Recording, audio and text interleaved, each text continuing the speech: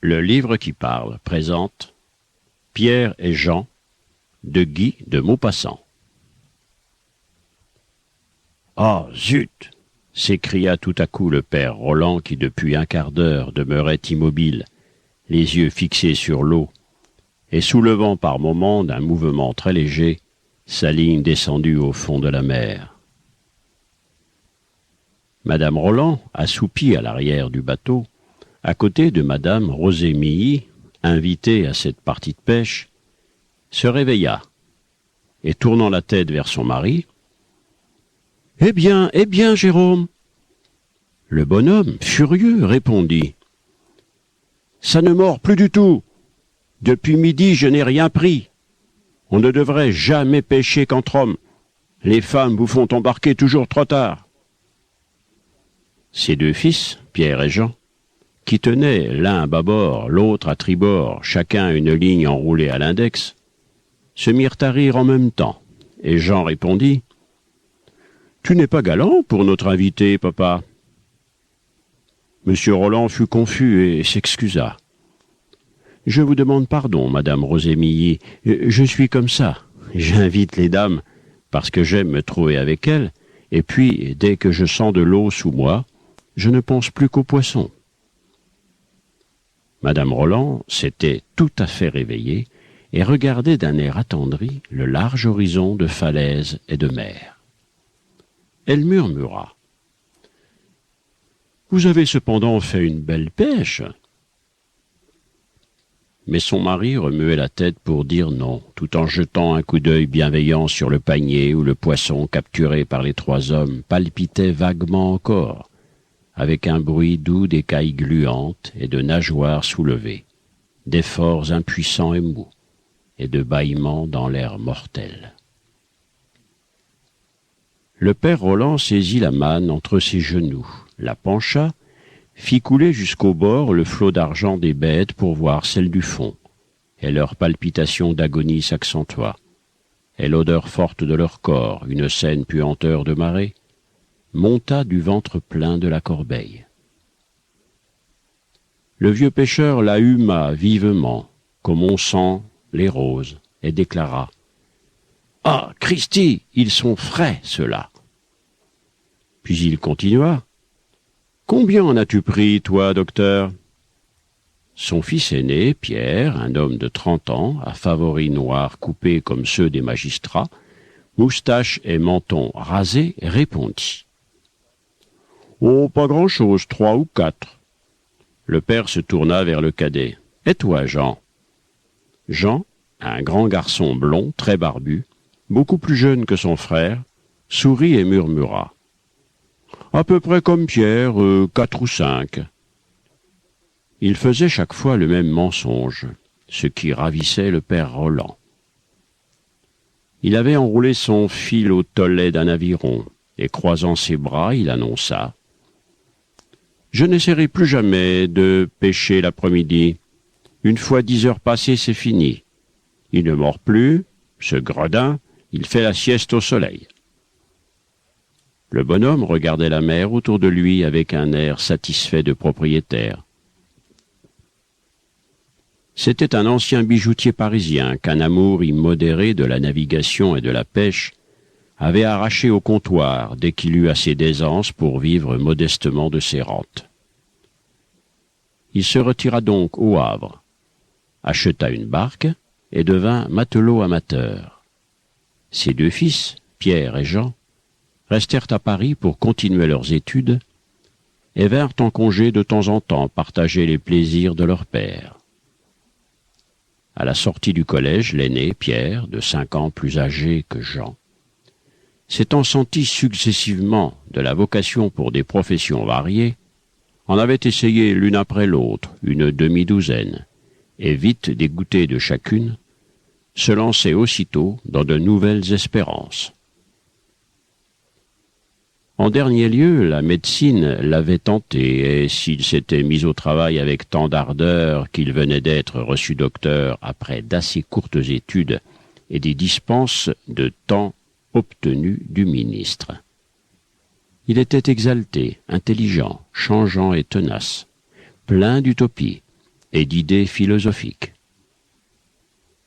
Jean, aussi blond que son frère était noir, aussi calme que son frère était emporté, aussi doux que son frère était rancunier, avait fait tranquillement son droit et venait d'obtenir son diplôme de licencié en même temps que Pierre obtenait celui de docteur. Tous les deux prenaient donc un peu de repos dans leur famille, et tous les deux formaient le projet de s'établir au Havre, s'ils parvenaient à le faire dans des conditions satisfaisantes. Mais une vague jalousie, une de ces jalousies dormantes qui grandissent, presque invisibles entre frères ou entre sœurs jusqu'à la maturité, et qui éclatent à l'occasion d'un mariage ou d'un bonheur tombant sur l'un, les tenait en éveil dans une fraternelle et inoffensive inimitié. Certes, ils s'aimaient, mais ils s'épiaient. Pierre, âgé de 5 ans à la naissance de Jean, avait regardé avec une hostilité de petite bête gâtée cette autre petite bête apparue tout à coup dans les bras de son père et de sa mère, et tant aimée, tant caressée par eux. Jean, dès son enfance, avait été un modèle de douceur, de bonté et de caractère égal. Et Pierre s'était énervé peu à peu à entendre vanter sans cesse ce gros garçon dont la douceur lui semblait être de la mollesse, la bonté de la niaiserie et la bienveillance de l'aveuglement. Ses parents, Jean Placide, qui rêvaient pour leur fils des situations honorables et médiocres, lui reprochaient ses indécisions, ses enthousiasmes, ses tentatives avortées, tous ses élans impuissants vers des idées généreuses et vers des professions décoratives.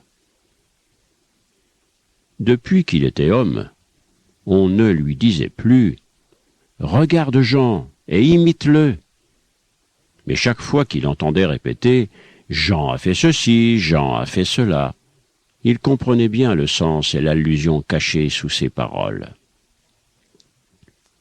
Leur mère, une femme d'ordre, une économe bourgeoise un peu sentimentale, douée d'une âme tendre de caissière, apaisait sans cesse les petites rivalités nées chaque jour entre ses deux grands-fils, de tous les menus faits de la vie commune. Un léger événement, d'ailleurs, troublait en ce moment sa quiétude. Elle craignait une complication, car elle avait fait la connaissance pendant l'hiver, pendant que ses enfants achevaient l'un et l'autre leurs études spéciales, d'une voisine, Madame Rosé Milly, veuve d'un capitaine au long cours, mort à la mer 2 ans auparavant. La jeune veuve, toute jeune, 23 ans, une maîtresse femme qui connaissait l'existence d'instinct, comme un animal libre, comme si elle eût vu, subi, compris et pesé tous les événements possibles, qu'elle jugeait avec un esprit sain, étroit et bienveillant, avait pris l'habitude de venir faire un bout de tapisserie et de causette, le soir, chez ses voisins aimables qui lui offraient toujours une tasse de thé. Le père Roland, que sa manie de pose marine aiguillonnait sans cesse, interrogeait leur nouvel ami sur le défunt capitaine. Elle parlait de lui, de ses voyages, de ses anciens récits, sans embarras, en femme raisonnable et résignée, qui aime la vie et respecte la mort. Les deux fils, à leur retour, trouvant cette jolie veuve installée dans la maison, avaient aussitôt commencé à la courtiser, moins par désir de lui plaire que par envie de se supplanter. Leur mère, prudente et pratique, espérait vivement qu'un des deux triompherait, car la jeune femme était riche. Mais elle aurait aussi bien voulu que l'autre n'en eût point de chagrin. Madame Rosémilly était blonde avec des yeux bleus, une couronne de cheveux follets envolés à la moindre brise, et un petit air crâne, hardi, batailleur, qui ne concordait point du tout avec la sage méthode de son esprit. Déjà, elle semblait préférer Jean, portée vers lui par une similitude de nature, Cette préférence d'ailleurs ne se montrait que par une presque insensible différence dans la voix et le regard, et en ceci encore qu'elle prenait quelquefois son avis. Elle semblait deviner que l'opinion de Jean fortifierait la sienne propre, tandis que l'opinion de Pierre devait fatalement être différente. Quand elle parlait des idées du docteur, de ses idées politiques, artistiques, philosophiques, morales, elle disait par moments « vous billevesez ».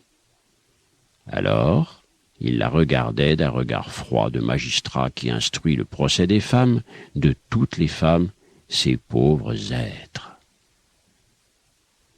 Jamais, avant le retour de ses fils, le père Roland ne l'avait invité à ses parties de pêche où il n'emmenait jamais non plus sa femme, car il aimait s'embarquer avant le jour, avec le capitaine Beausire, un long courrier retraité, rencontré aux heures de marée sur le port, est devenu ami intime. Le vieux matelot Papa Gris, surnommé Jean Bart, chargé de la garde du bateau, les accompagnait. Or, un soir de la semaine précédente, comme madame Rosémilly, qui avait dîné chez lui, disait « Ça doit être très amusant, la pêche », l'ancien bijoutier, flatté dans sa passion, et saisi de l'envie de la communiquer, de faire des croyants à la façon des prêtres, s'écria « Voulez-vous y venir ?»« Mais oui. »« Mardi prochain ?»« Oui. »« Mardi prochain. »« Êtes-vous femme à partir à 5 heures du matin ?» Elle poussa un cri de stupeur. « Ah, mais non. Par exemple. » Il fut désappointé, refroidi, et il douta tout à coup de cette vocation. Il demanda cependant « Et à quelle heure pourriez-vous partir ?»« À 9 heures. »« Pas avant ?»« Ah non, pas avant. C'est déjà très tôt. » Le bonhomme hésitait.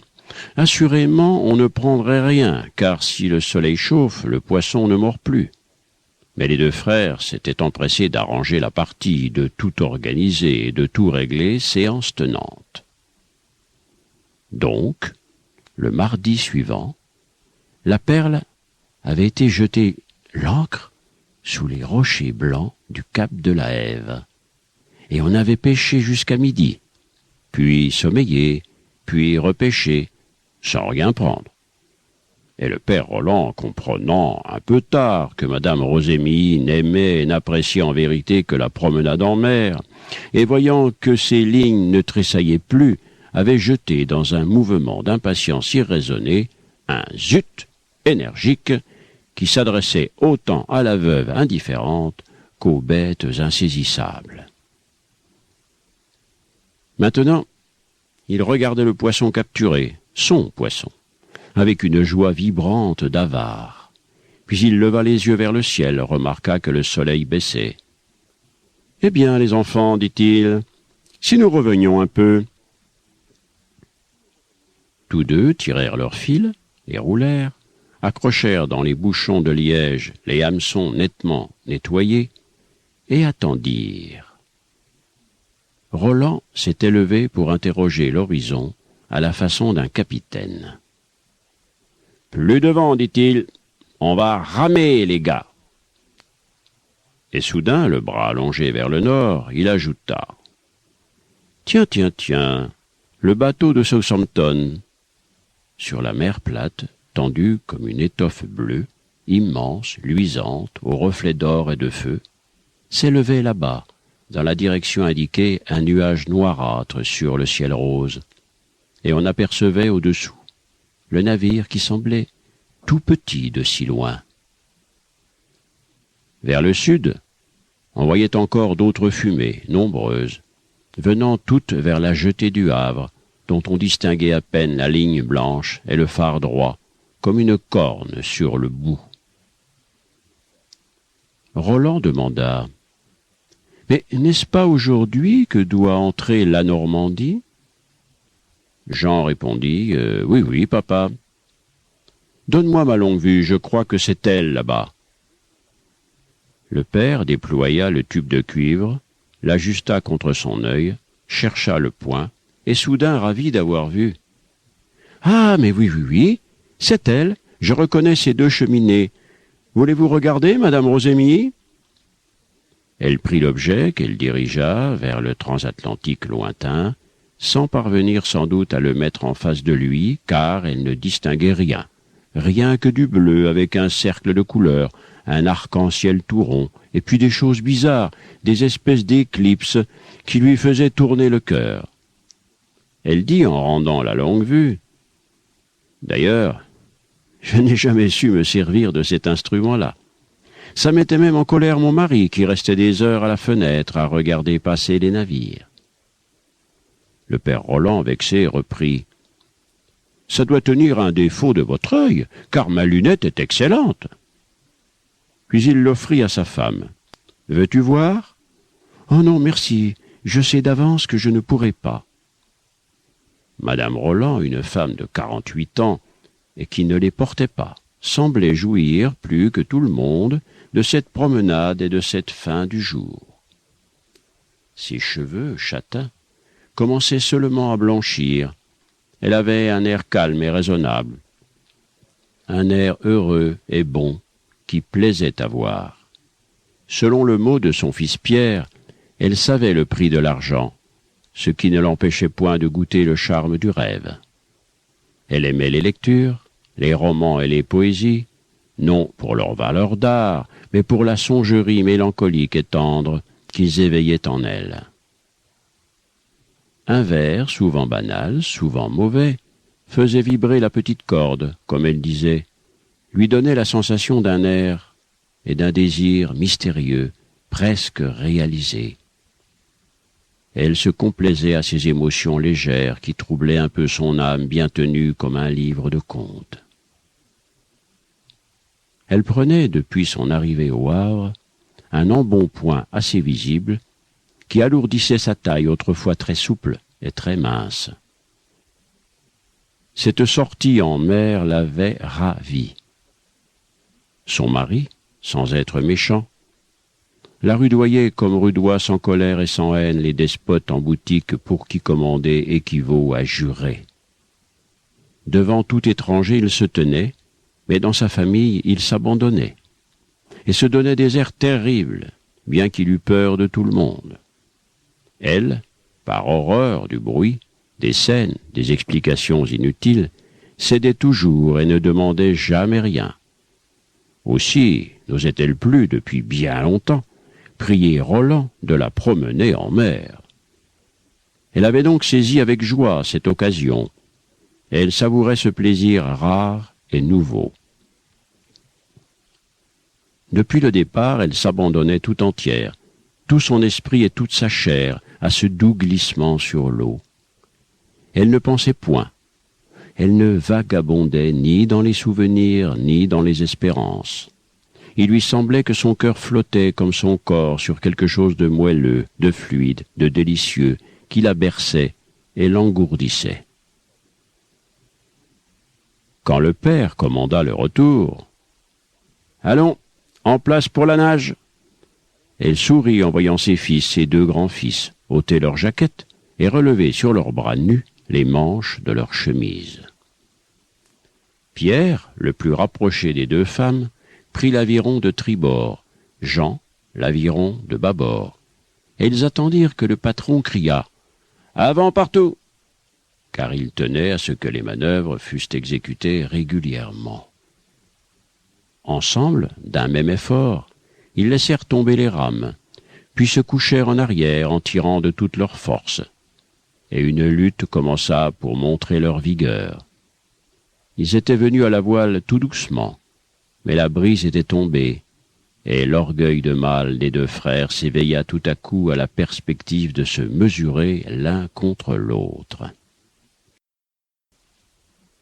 Quand ils allaient pêcher seuls avec leur père, ils ramaient ainsi sans que personne gouvernât, car Roland préparait les lignes tout en surveillant la marche de l'embarcation, qu'il dirigeait d'un geste ou d'un mot. « Hé Jean, Molly !»« À toi Pierre, Souk !» Ou bien il disait « Allons le un !» Allons le 2, un peu d'huile de bras. Celui qui rêvassait tirait plus fort, celui qui s'emballait devenait moins ardent, et le bateau se redressait. Aujourd'hui, ils allaient montrer leurs biceps. Les bras de Pierre étaient velus, un peu maigres, mais nerveux.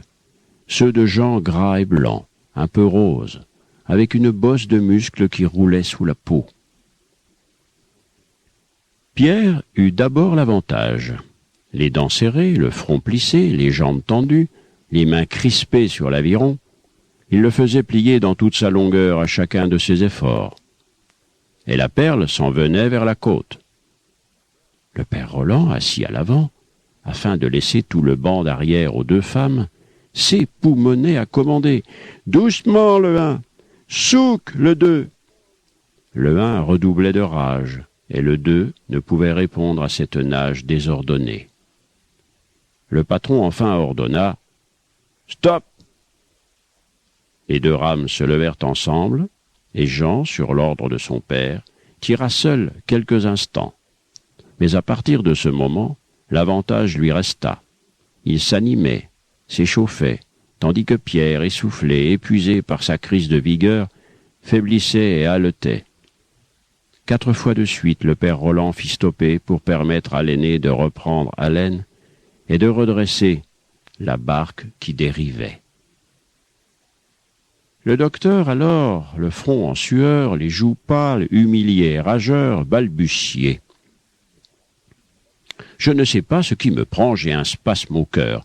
J'étais très bien parti et cela m'a coupé les bras. » Jean demandait « Veux-tu que je tire seul avec les avirons de couple ?»« Non, non, non, merci, cela passera. » La mère, ennuyée, disait « Voyons, Pierre, à quoi cela rime-t-il de se mettre dans un état pareil? Tu n'es pourtant pas un enfant. » Il haussait les épaules et recommençait à ramer. Madame Rosémilly semblait ne pas voir, ne pas comprendre, ne pas entendre. Sa petite tête blonde, à chaque mouvement du bateau, faisait en arrière un mouvement brusque et joli qui soulevait sur les tempes ses fins cheveux. Mais le père Roland cria « Tenez, voici le prince Albert qui nous rattrape !» Et tout le monde regarda. Long, bas, avec ses 2 cheminées inclinées en arrière et ses 2 tambours jaunes, ronds comme des joues, le bateau de Southampton arrivait à toute vapeur, chargé de passagers et d'ombrelles ouvertes. Ses roues rapides, bruyantes, battant l'eau qui retombait en écume, lui donnaient un air de hâte, un air de courrier pressé. Et l'avant, tout droit, coupait la mer en soulevant 2 lames minces et transparentes qui glissaient le long des bords. Quand il fut tout près de la perle, le père Roland leva son chapeau. Les 2 femmes agitèrent leurs mouchoirs, et une demi-douzaine d'ombrelles répondirent à ses saluts en se balançant vivement sur le paquebot qui s'éloigna, laissant derrière lui, sur la surface paisible et luisante de la mer, quelques lentes ondulations. Et on voyait d'autres navires, coiffés aussi de fumée, accourant de tous les points de l'horizon vers la jetée courte et blanche qui les avalait comme une bouche, l'un après l'autre.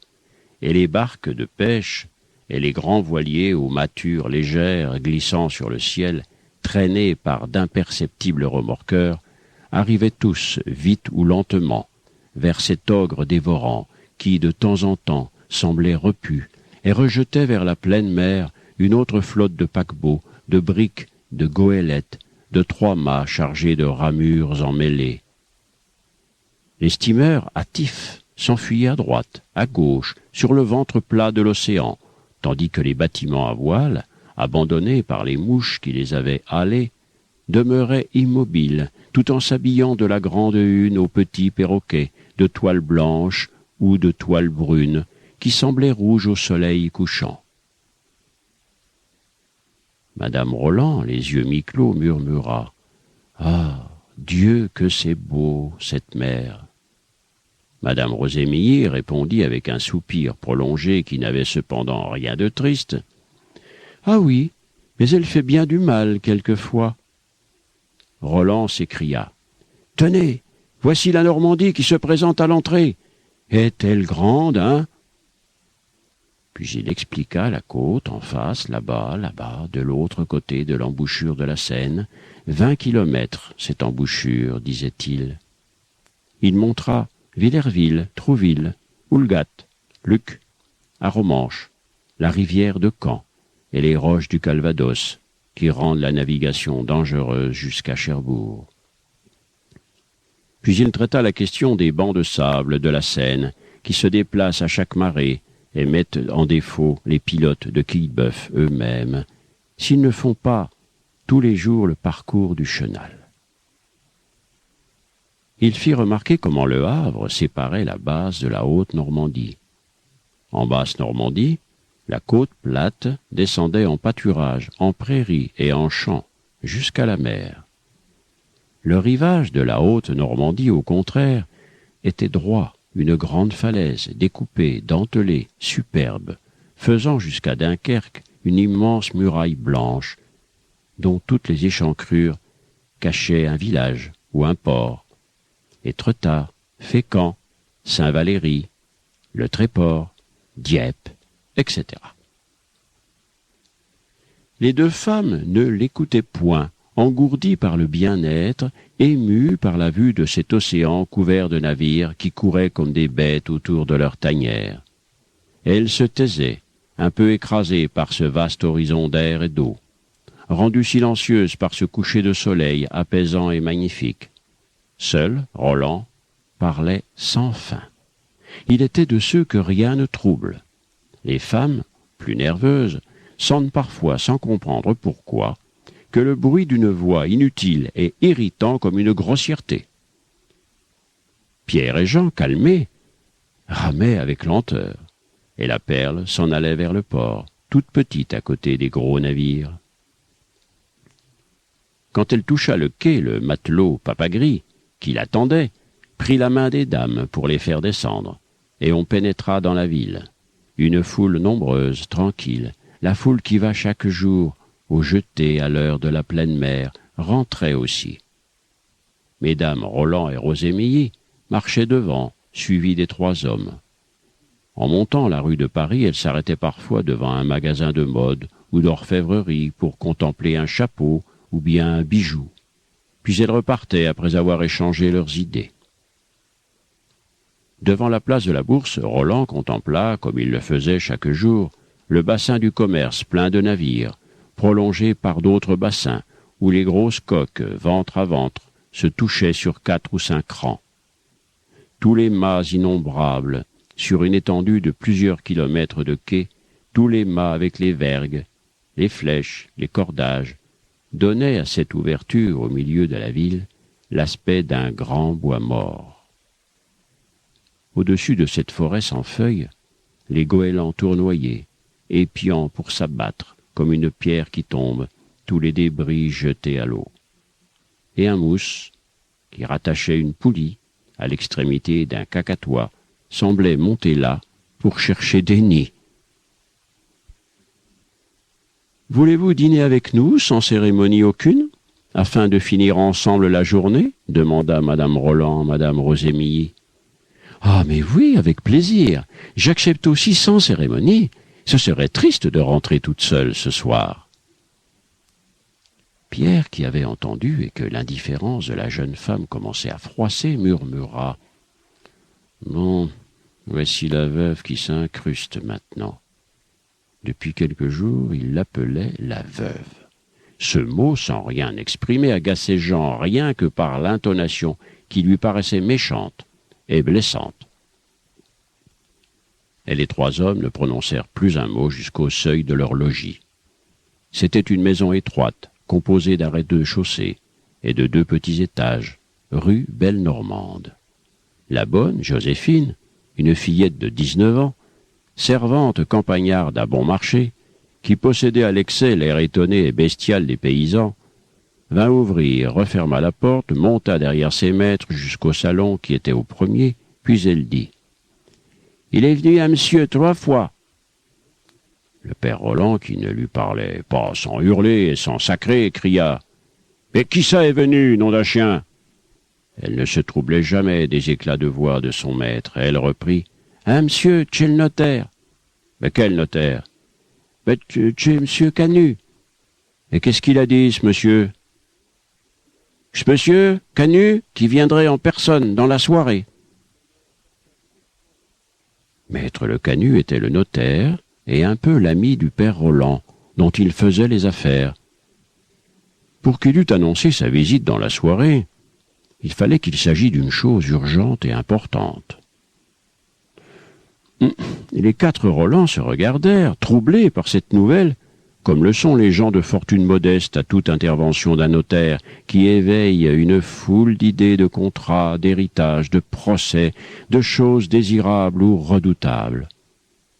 Le père, après quelques secondes de silence, murmura « Mais qu'est-ce que cela peut vouloir dire ?» Madame Rosémie se mit à rire. « Allez, c'est un héritage, j'en suis sûr. Je porte bonheur. » Mais ils n'espéraient la mort de personne qui pût leur laisser quelque chose. Madame Roland, douée d'une excellente mémoire pour les parentés, se mit aussitôt à rechercher toutes les alliances du côté de son mari et du sien, à remonter les filiations, à suivre les branches des cousinages. Elle demandait, sans avoir même ôté son chapeau, « Mais dis donc, père !» Elle appelait son mari père dans la maison et quelquefois Monsieur Roland devant les étrangers.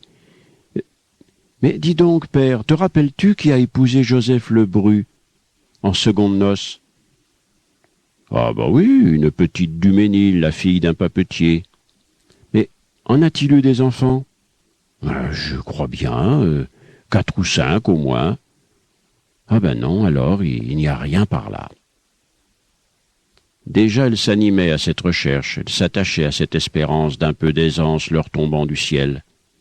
Mais Pierre, qui aimait beaucoup sa mère, qui la savait un peu rêveuse et qui craignait une désillusion, un petit chagrin.